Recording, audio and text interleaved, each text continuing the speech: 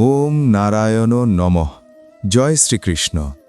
ভক্তবৃন্দ, আপনাদের সকলকে পৌষ মাসের পূর্ণিমার অসংখ্য শুভেচ্ছা ও প্রণাম। ভক্তবৃন্দ, আজকের এই আলোচনা অত্যন্ত জ্ঞানবর্ধক হতে চলেছে। বছরের এই পৌষ মাসের পূর্ণিমা তিথি অর্থাৎ পৌষ মাসের প্রথম পূর্ণিমা অত্যন্ত পুণ্যদায়ক ও শুভ বলে শাস্ত্রে স্বীকৃত। শাস্ত্রানুসারে যেহেতু এটি বছরের প্রথম পূর্ণিমা, তাই এই তিথিতে বিশেষ ফল লাভ হয়। এই দিনে করা স্নান, দান, জপ ও ব্রত বহু গুণ পুণ্য প্রদান করে। ভক্তবৃন্দ, আজ আমরা আলোচনা করব পৌষ পূর্ণিমা তিথি কবে, এই ব্রত কোন দিনে পালন করা হবে। বহু ভক্ত এই বিষয়ে বিভ্রান্ত, কারণ একদিকে এটি বছরের প্রথম পূর্ণিমা, আবার অন্যদিকে প্রশ্ন উঠছে এই পূর্ণিমা কি দ্বিতীয় তারিখে না তৃতীয় তারিখে পড়ছে। তাই আজ আমরা এই বিভ্রান্তির অবসান ঘটাব এবং জানব কোন দিনে পূর্ণিমার উৎসব পালন করা হবে। পূর্ণিমা তিথিতে যে চন্দ্রকে অর্ঘ্য অর্পণের ব্রত রয়েছে তা কোন দিনে করা উচিত। সত্যনারায়ণ ভগবানের ব্রত কোন দিনে পালন করা হবে। এই দুটি ব্রত কি একই দিনে করা যায় না আলাদা দিনে পালন করা উচিত। এই সমস্ত প্রশ্নের উত্তর আজ আমরা জানব। ভদ্রা সম্পর্কে নানা কথা বলা হচ্ছে।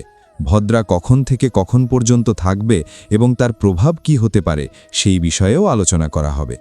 এছাড়াও জানব পৌষ পূর্ণিমার পূজা কিভাবে করতে হয়, এই দিনে কি দান করা উচিত, কোন জপ করা শ্রেয়, স্নানের বিধান কি, পূজার নিয়ম কি এবং শাস্ত্রে এই তিথির কি মহিমা বর্ণিত হয়েছে। এইভাবে আসন্ন পৌষ পূর্ণিমা সম্পর্কে সম্পূর্ণ তথ্য আপনাদের সামনে উপস্থাপিত হবে এই আলোচনার মাধ্যমে। সুতরাং ভক্তবৃন্দ, অনুগ্রহ করে শেষ পর্যন্ত আমাদের সঙ্গে থাকুন। অনেকে মাঝপথে আলোচনা বন্ধ করে দেন, ফলে সম্পূর্ণ তথ্য লাভ করতে পারেন না। তাই অনুগ্রহ করে সম্পূর্ণ আলোচনা মনোযোগ সহকারে শুনুন। যদি এই আলোচনা সামান্য হলেও উপকারী মনে হয়, তবে অনুগ্রহ করে একবার পছন্দের চিহ্ন প্রদান করবেন। পরমেশ্বর বাসুদেবের কৃপা লাভের জন্য মন্তব্যস্থানে অবশ্যই লিখবেন শ্রীমন নারায়ণ অথবা ওং নমো ভগবতে বাসুদেবায়। এই মন্ত্র যতবার লেখা হবে ততই কল্যাণ বৃদ্ধি পাবে। এবং অবশ্যই আমাদের চ্যানেল অমৃত কথা অনুসরণ করবেন, কারণ এখানে আমরা যে সকল তথ্য প্রদান করি তা জ্যোতিষশাস্ত্র, তন্ত্রশাস্ত্র এবং প্রামাণ্য শাস্ত্রীয় গ্রন্থের ভিত্তিতে উপস্থাপিত। বেদ ও পুরাণে যা বলা হয়েছে তাই আপনাদের সামনে সহজ ভাষায় তুলে ধরা হয়। কোন তিথি কবে পড়ছে, কোন দিনে ব্রত পালন করতে হবে, কিভাবে ব্রত ও অন্যান্য আচার পালন করবেন, এর বিধান কি, নিয়মই বা কী এবং কোন কোন ভুল কোনো অবস্থাতেই করা উচিত নয়। যদি আপনারা সকল ব্রত ও উৎসবের সঠিক ও নির্ভুল তথ্য নিয়মিত পেতে চান, তবে অনুগ্রহ করে অমৃত কথা চ্যানেলটি অনুসরণ করুন। চলুন আর সময় নষ্ট না করে আজকের প্রয়োজনীয় আলোচনা শুরু করা যাক। এখন আসন্ন পূর্ণিমা তিথি সম্পর্কে কথা বলা যাক। ভক্তবৃন্দ, পৌষ মাসের পূর্ণিমার মাহাত্ম্য শাস্ত্রে অত্যন্ত বিস্তৃতভাবে বর্ণিত হয়েছে। শাস্ত্রে বলা হয়েছে, এই দিনে যে ব্যক্তি সত্যনারায়ণ ভগবানের ব্রত পালন করে, পূজা করে, স্নান করে, দান করে, জপ করে অথবা তপস্যা করে, সে অপরিসীম পুণ্য লাভ করে। তার জীবনের সমস্ত সংকট দূর হয়। ভগবান সত্যনারায়ণ ও ভগবান বিষ্ণুর কৃপায় তার জীবনে সুখ ও শান্তির আগমন ঘটে। পৌষ পূর্ণিমায় স্নান কোথায় করা উচিত? যদি সম্ভব হয় তবে এই দিনে গঙ্গা তীরে গিয়ে স্নান করা সর্বোত্তম। পৌষ পূর্ণিমায় গঙ্গা স্নানের বিশেষ মাহাত্ম্য রয়েছে। গঙ্গায় স্নান করুন এবং সেখানেই দান করুন। কিন্তু যারা পক্ষে গঙ্গায় যাওয়া সম্ভব নয় তারা কি করবেন? যারা গঙ্গা স্নানে যেতে পারছেন না, তারা গৃহে অবস্থান করেই গঙ্গা স্নানের সমান ফল লাভ করতে পারেন। এই স্নানের ফল লাভের জন্য অর্থাৎ উত্তম স্নান সম্পন্ন করার জন্য যে পাত্রে আপনি স্নানের জল রাখেন, যেমন কলস বা অন্যান্য পাত্র, তা প্রথমে ভালোভাবে পরিষ্কার করুন। তারপর তাতে সামান্য গঙ্গাজল দিন। মাত্র 2 ফোঁটা গঙ্গাজল দিলেও যথেষ্ট। প্রথমে গঙ্গাজল দিন, তারপর তাতে বিশুদ্ধ জল যোগ করুন। এরপর হর হর গঙ্গে উচ্চারণ করতে করতে সেই জলে স্নান সম্পন্ন করুন। এই স্নান অত্যন্ত কল্যাণকর। স্নান শেষে সূচি বস্ত্র পরিধান করে প্রতিদিনের নিত্য পূজা সম্পন্ন করুন। উপাসনাস্থল পরিষ্কার করুন। মন্দিরে ভগবানকে স্নান করাইয়া যথাযথভাবে পূজা নিবেদন করুন এবং প্রতিদিনের যে প্রধান ধর্মকর্ম রয়েছে তা মনোযোগ সহকারে পালন করুন। এই বিষয়গুলি বিশেষভাবে স্মরণে রাখবেন। এই তিথি থেকেই ধার্মিক সাধনা ও শুদ্ধ আচরণের এক বিশেষ সময়ের সূচনা হয়। শাস্ত্রে বলা হয়েছে এই পূর্ণিমা তিথিতে প্রভাতকালে স্নান করে ধর্মকথা ও মাহাত্ম্য শ্রবণ করলে মন ও চিত্ত পবিত্র হয়। তাই এই দিনে প্রভাত সূর্যের পূর্বে স্নান সম্পন্ন করে পৌষ মাসের মাহাত্ম্য মনোযোগ সহকারে শ্রবণ করা অত্যন্ত কল্যাণকর বলে বিবেচিত হয়। এই সময় পৌষ মাসের মাহাত্ম্য চলমান থাকে। অতএব ভক্তগণ কোনো অবস্থাতেই পূজা, পাঠ ও ব্রত অবহেলা করবেন না। এই সকল ধর্মাচরণ অত্যন্ত পুণ্যদায়ক। পৌষ মাসের পূর্ণিমা তিথি হিন্দু ধর্মে বিশেষ মর্যাদা লাভ করেছে। শাস্ত্রে এই তিথিকে অত্যন্ত শ্রেষ্ঠ ও পুণ্যবর্ধক বলে ঘোষণা করা হয়েছে। এই তিথি ভগবান বিষ্ণু ও সত্যনারায়ণের অত্যন্ত প্রিয়। শাস্ত্রে বলা হয়েছে পৌষ পূর্ণিমার দিনে যে ব্যক্তি শ্রদ্ধা ও নিয়ম মেনে স্নান, দান, জপ, তপস্যা এবং সত্যনারায়ণ ব্রত পালন করে তার জীবনের বৃহত্তম সংকটও বিনষ্ট হয়। ভগবান সত্যনারায়ণ ও ভগবান বিষ্ণুর কৃপায় তার জীবনে সুখ, শান্তি ও সমৃদ্ধির আগমন ঘটে। শাস্ত্রানুসারে এই পূর্ণিমা তিথিতে গঙ্গা স্নান অথবা গঙ্গা জল দ্বারা স্নান করলে অগণিত মহাযজ্ঞের সমতুল্য পুণ্য লাভ হয়। যারা গঙ্গা তীরে গমন করতে সক্ষম নন তারা গৃহে অবস্থান করেই শুদ্ধভাবে গঙ্গাজল মিশ্রিত জলে স্নান করে সেই ফল লাভ করতে পারেন। এই দিনে অন্ন, বস্ত্র, কম্বল ও তিল দান করলে অক্ষয় পুণ্য সঞ্চিত হয় এবং পিতৃপুরুষগণ তৃপ্ত হন। লোকবিশ্বাস অনুযায়ী পৌষ পূর্ণিমার দিনে চন্দ্রদেবকে অর্ঘ্য অর্পণ করলে মানসিক শান্তি, সৌভাগ্য ও পারিবারিক সুখ বৃদ্ধি পায়। এই দিনে সম্পাদিত প্রত্যেকটি শুভকর্ম বহু গুণ ফল প্রদান করে। সেই কারণেই শাস্ত্রে এই পূর্ণিমা তিথিকে পাপনাশিনী ও কল্যাণকারিণী বলা হয়েছে। এখন চলুন জেনে নেওয়া যাক এই দিনে কিভাবে পূজা ও ধর্মকর্ম সম্পন্ন করবেন। সর্বপ্রথম পৌষ পূর্ণিমার প্রভাতে স্নানাদি সম্পন্ন করবেন। স্নান শেষে সূচি বস্ত্র পরিধান করে পৌষ মাসের মাহাত্ম্য ও ধর্মকথা শ্রবণ করবেন। এরপর যদি সত্যনারায়ণ ভগবানের ব্রত গ্রহণ করেন তবে যথাবিধি সত্যনারায়ণ ভগবানের পূজা সম্পন্ন করবেন। পূজার জন্য সত্যনারায়ণ ভগবানের চিত্র বা মূর্তি গ্রহণ করবেন। তাকে স্থাপনের জন্য একটি পবিত্র পিঁড়ি ব্যবহার করবেন। পবিত্রতা বজায় রেখে পূজা সম্পন্ন করবেন। পূজার পর নিজের সামর্থ্য অনুযায়ী দান ও পুণ্যকর্ম করবেন। এইভাবে শ্রদ্ধা ও নিয়ম মেনে পৌষ পূর্ণিমার আচার পালন করলে জীবনে শান্তি, কল্যাণ ও ঈশ্বর কৃপা লাভ হয়। সেই পিঁড়ির উপর বিছানোর জন্য আপনার কাছে লাল অথবা হলুদ বস্ত্র থাকতে হবে। ভগবানের পূজার জন্য প্রয়োজন হবে রলি, মৌলি, পান, সুপারি, লবঙ্গ ও এলাচ। পানের জন্য অবশ্যই পান পাতা থাকতে হবে। সুপারির পরিমাণ হবে 1টি, লবঙ্গ অন্তত 2টি এবং এলাচ অন্তত 2টি। সঙ্গে ধূপ, দীপ ও ঘৃত প্রদীপ প্রস্তুত রাখবেন। নৈবেদ্যের ব্যবস্থাও করতে হবে। নৈবেদ্যের জন্য ভগবানকে ফল নিবেদন করতে পারেন। যদি মিষ্টান্ন থাকে তবে মিষ্টান্ন অর্পণ করবেন অথবা মিছরি নিবেদন করতে পারেন। যদি কিছুই না পাওয়া যায় তবে বাতাসা থাকলেও তা নিবেদন করা যেতে পারে। এই ব্রতে পঞ্চামৃতের বিশেষ মাহাত্ম্য রয়েছে। ভগবানের পূজার সময় তাকে পঞ্চামৃত দিয়ে স্নান করানো হয়। অতএব পঞ্চামৃত প্রস্তুত করতে হবে। পঞ্চামৃত তৈরির জন্য প্রয়োজন হবে কাঁচা দুধ, দই, ঘি, মধু, চিনি এবং গঙ্গাজল। এইভাবেই নৈবেদ্যেও পঞ্চামৃতের ব্যবহার করা হবে। পঞ্চামৃত তৈরির উপকরণগুলি আমি আপনাদের জানিয়ে দিলাম। এগুলি আগে থেকেই সংগ্রহ করে রাখবেন। ভগবানের জন্য যে বিশেষ ভোগ নিবেদন করা হয় তা হল সিন্নি। সিন্নি তৈরির জন্য কলার প্রয়োজন হয়।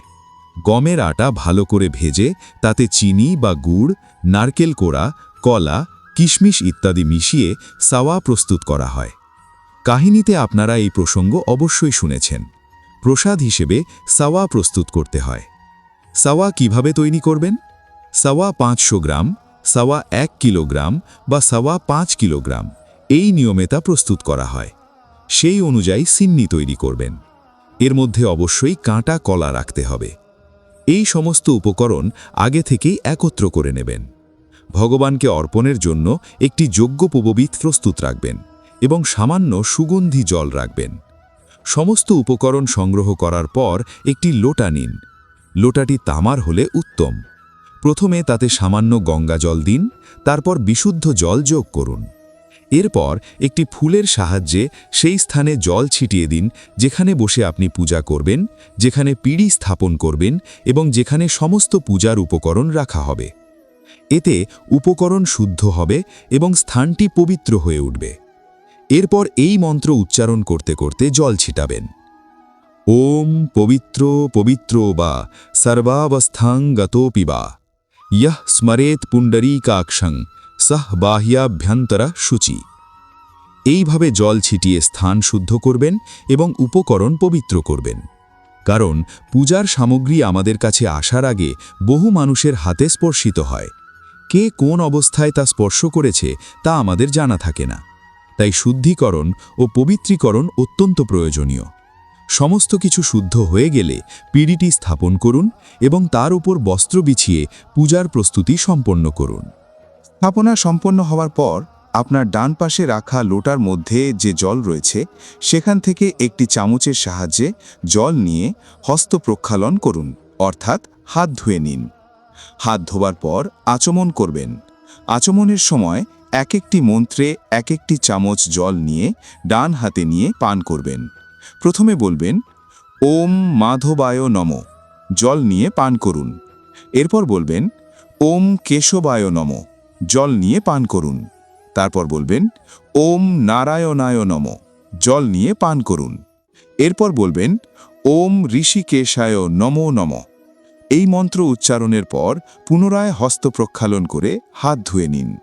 হাত ধোয়ার পর নিজে কপালে তিলক ধারণ করুন এবং কবজিতে মৌলি বাঁধুন।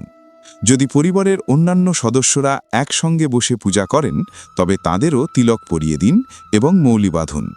এবার ভগবান সত্যনারায়ণের পূজা আরম্ভ করবেন। ভগবানের সামনে একটি ছোট পাত্র বা বাটি রাখুন।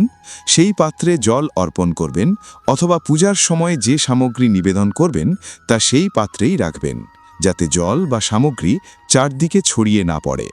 প্রথমে ভগবানকে 5টি পুষ্প অর্পণ করবেন। এই সময় মনে মনে এই ভাব রাখবেন যে আপনি ভগবানকে আসন প্রদান করছেন। 5টি পুষ্প হাতে নিয়ে প্রার্থনা করবেন, হে প্রভু, এই পঞ্চপুষ্প আমরা আপনাকে আসন রূপে নিবেদন করছি। অনুগ্রহ করে আপনি এই আসন গ্রহণ করুন এবং এখানে বিরাজমান হন, যাতে আমরা আপনার পূজা সম্পন্ন করতে পারি। এই প্রার্থনার পর পুষ্পগুলি ভগবানের চরণে অর্পণ করুন। এরপর ধূপ ও দীপ প্রজ্বলিত করুন। প্রদীপ জ্বালান এবং ধূপ জ্বালান। তখন ডান হাতে সামান্য জল নিন। দক্ষিণারূপে অন্তত একটি মুদ্রা নিবেদন করুন এবং 3 বার উচ্চারণ করুন, ওম শ্রী বিষ্ণু, ওম শ্রী বিষ্ণু, ওম শ্রী বিষ্ণু, ওম শ্রী বিষ্ণু। এখন আপনার নিজের নাম, নিজের গোত্র এবং যে স্থানে বসে আপনি সংকল্প করছেন সেই স্থানের গৃহ সংখ্যা, এলাকার নাম এবং নগরের নাম মনে মনে উচ্চারণ করবেন।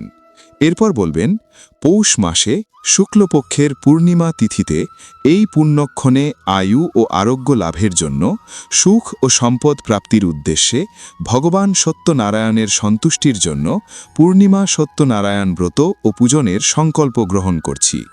এরপর বলবেন, শঙ্করীশ বলসৌ শ্রী বিষ্ণু শরণং শরণং প্রপদ্যে। এই সংকল্প ভগবানের চরণে অর্পণ করবেন। মনে রাখবেন, সংকল্প অবশ্যই করতে হবে। সংকল্প সম্পন্ন করার পর ভগবানের পূজা আরম্ভ করবেন। ভগবানের সামনে রাখা পাত্রে এক একটি মন্ত্রে এক একটি চামচ করে জল অর্পণ করবেন। ওম ভূর্ভুবশ্রী নারায়ণ নম পাদ্যং সমর্পয়ামি। ওম ভূর্ভুবশ্রী সত্যনারায়ণায় নম অর্ঘং সমর্পয়ামি। ওম ভূর্ভুবশ্রী সত্যনারায়ণায় নম আচমনং সমর্পয়ামি। এইভাবে 3 বার জল অর্পণ করবেন। এরপর ভগবানকে স্নান করাবেন। একটি ফুলের মাধ্যমে ভগবানের উপর জল ছিটিয়ে দেবেন। ওম ভূর্ভুবশ্রী সত্যনারায়ণায় নম স্নানার্থং জলং সমর্পয়ামি। এখন পঞ্চামৃত প্রস্তুত করুন। কাঁচা দুধ, দই, ঘি, মধু ও চিনি একত্রে মিশিয়ে পঞ্চামৃত তৈরি করুন। সেই পঞ্চামৃত ফুলে নিয়ে ভগবানকে অর্পণ করবেন। ওম ভূর্ভুবশ্রী সত্যনারায়ণায় নম পঞ্চামৃতং সমর্পয়ামি স্নানং কুরু। এরপর আবার শুদ্ধ জলে স্নান করাবেন।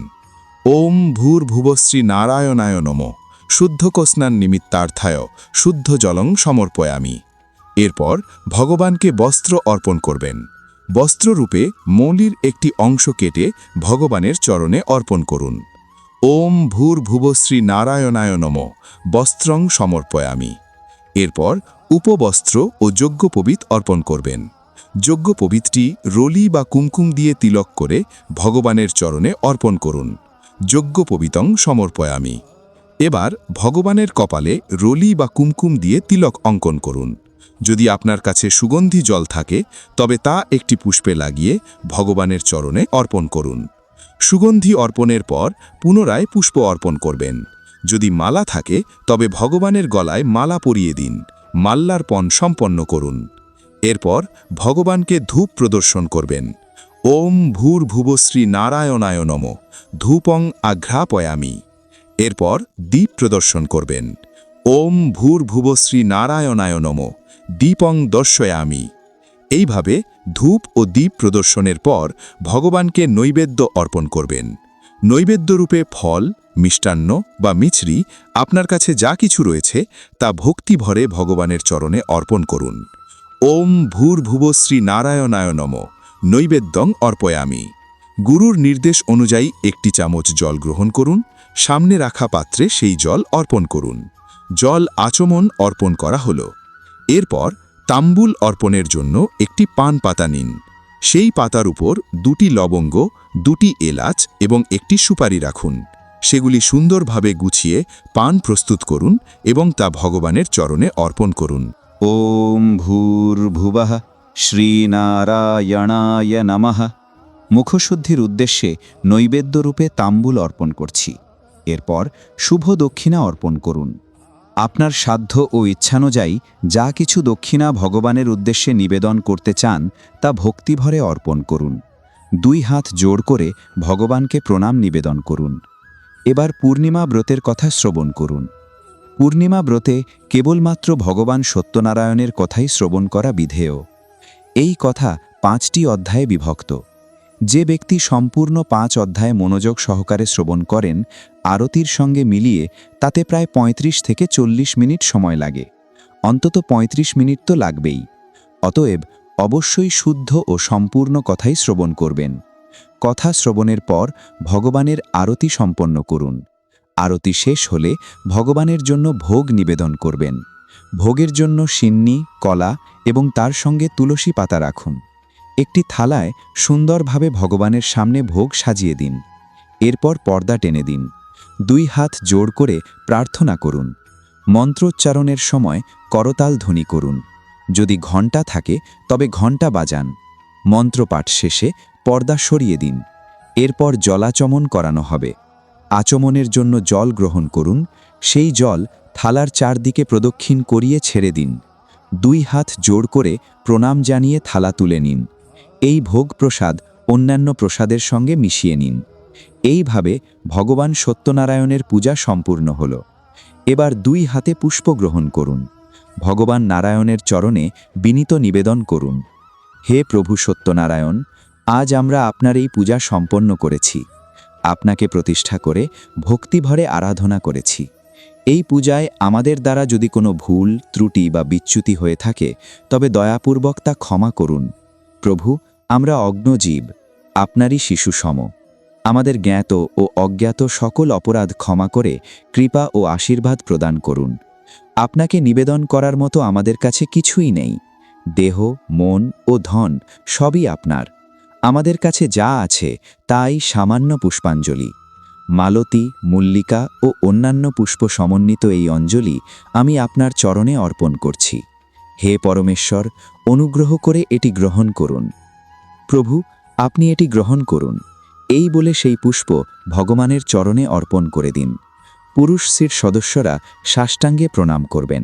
মায়েরা শির নত করে হাত জোড় করে ভক্তিভরে নমস্কার করবেন।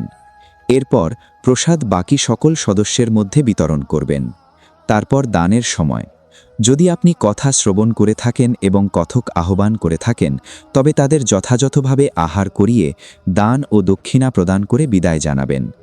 কথা উপলক্ষে দান সম্পন্ন করার পর আপনি কোনো দরিদ্র মানুষের সহায়তা করতে পারেন, কম্বল দান করতে পারেন, শীত বস্ত্র দান করতে পারেন, ব্রাহ্মণকে আহার করাতে পারেন। যদি ব্রাহ্মণকে আহার করাতে না পারেন তবে মন্দিরে আহার সামগ্রী দান করতে পারেন। এই দিন আপনি গীতার 7ম অধ্যায় শ্রবণ করে বিধিপূর্বক তার পুণ্য আপনার পিতৃপুরুষদের উদ্দেশ্যে অর্পণ করতে পারেন। এটি একটি অত্যন্ত কল্যাণকর পিতৃকর্ম, কারণ পূর্ণিমায় পিতৃকর্ম করলে বিশেষ কল্যাণ লাভ হয়। শাস্ত্রে এর সম্পূর্ণ বিধান বলা আছে। সেই বিধি অনুযায়ী তর্পণ প্রভৃতি করবেন। এতে আপনার পিতৃপুরুষগণ তৃপ্ত হবেন। এরপর সন্ধ্যাকালে আপনি আপনার উপবাস ভঙ্গ করতে পারেন। যারা চন্দ্রার্ঘ্য সহ উপবাস পালন করেন তারা চন্দ্রদেবকে অর্ঘ্য অর্পণ করবেন। চন্দ্রদেবকে অর্ঘ্য প্রদান করার পরই উপবাস ভঙ্গ করবেন। এখন আসা যাক এই পূর্ণিমার উপবাস কবে পালন করা হবে। প্রিয় দর্শকবৃন্দ, পৌষ মাসের পূর্ণিমা তিথি শুরু হচ্ছে 2 তারিখে সন্ধ্যার পরে এবং 3 তারিখে তা শেষ হবে দুপুরের পর। এই অবস্থায় সূর্যোদয়ের সময় পূর্ণিমা থাকবে 3য় তারিখে। তাই 3য় তারিখেই পৌষ পূর্ণিমা পালিত হবে। উপবাস, পূজন সবই 3য় তারিখেই করা হবে। কারণ চন্দ্রোদয়ের বিষয়টি বিচার করলে দেখা যায় 2 তারিখে চন্দ্রোদয়ের আগেই পূর্ণিমা তিথি শেষ হয়ে যাচ্ছে, আর 3য় তারিখে চন্দ্রোদয়ের আগেই পূর্ণিমা তিথি শেষ হয়ে যাচ্ছে। এই জন্যই সূর্যোদয় ভিত্তিক পূর্ণিমা 3য় তারিখেই গণ্য হবে। সেই দিনেই উপবাস, পূজা, জপ, তপ, দান ইত্যাদি করা সর্বোত্তম। ভক্তবৃন্দ, শাস্ত্রে স্পষ্টভাবে বলা হয়েছে শুভ মুহূর্তে বিধিপূর্বক করা পূজা, পাঠ ও উপবাস অবশ্যই ফলদায়ক হয়। কিন্তু এই পবিত্র দিনে যদি ইচ্ছাকৃত বা অনিচ্ছাকৃতভাবে কিছু বিশেষ ভুল হয়ে যায় তাহলে উপবাসের ফল নষ্ট হয়ে যেতে পারে এবং ব্রত ভঙ্গও হয়ে যেতে পারে। এই দিনে মিথ্যা কথা বলা, কাউকে অপমান করা, ক্রোধে আচ্ছন্ন হওয়া, নিন্দা ও পরচর্চা করা, তামসিক আহার শ্রবণ করা বা গ্রহণ করা, অকারণে নিদ্রায় আচ্ছন্ন হওয়া, অপবিত্র অবস্থায় পূজা করা, চন্দ্রকে অর্ঘ্য নিবেদন বা পূজা সম্পন্ন করার পূর্বেই ব্রত ভঙ্গ করা এবং মনে নেতিবাচক ভাবনা লালন করা, এই সবই গুরুতর দোষ হিসেবে গণ্য হয়। শাস্ত্র স্পষ্ট বলে যে এই ধরনের ভুলের ফলে পূজা পাঠ নিষ্ফল হয়ে যায়। অতএব ভক্তদের উচিত এই পবিত্র দিনে বাক্য, মন ও কর্ম এই 3টিকেই শুদ্ধ রেখে সংযম ও গভীর শ্রদ্ধার সঙ্গে ব্রত ও পূজা সম্পন্ন করা। তবেই ভগবানের পূর্ণ কৃপা এবং ব্রতের সম্পূর্ণ ফল লাভ করা যায়। পরিশেষে প্রিয় দর্শকবৃন্দ, পৌষ পূর্ণিমা সম্পর্কিত এই শাস্ত্রসম্মত ও পবিত্র তথ্য যদি আপনাদের কাছে সামান্য হলেও উপকারী বলে মনে হয় তাহলে অনুগ্রহ করে এই ভিডিওটি লাইক করুন। এইরূপ ধর্ম, ব্রত ও উৎসব সম্পর্কিত যথার্থ তথ্য নিয়মিত পেতে আমাদের চ্যানেলে যুক্ত থাকুন। পাশাপাশি আগত সকল পবিত্র তিথি ও উৎসবের সংবাদ সময়মতো পাওয়ার জন্য বেল আইকন প্রেস করতে ভুলবেন না। ভগবান শ্রীহরি বিষ্ণুর বিশেষ কৃপা লাভের জন্য মন্তব্য অংশে অবশ্যই লিখুন ওম নমো ভগবতে বাসুদেবায় অথবা শ্রীমান নারায়ণ। আপনার এই সামান্য শ্রদ্ধাই আপনাকে মহাপুণ্যের অধিকারী করে তুলতে পারে। ভগবান আপনাদের সকলের ওপর সদা কৃপা বর্ষণ করুন। হরে কৃষ্ণ।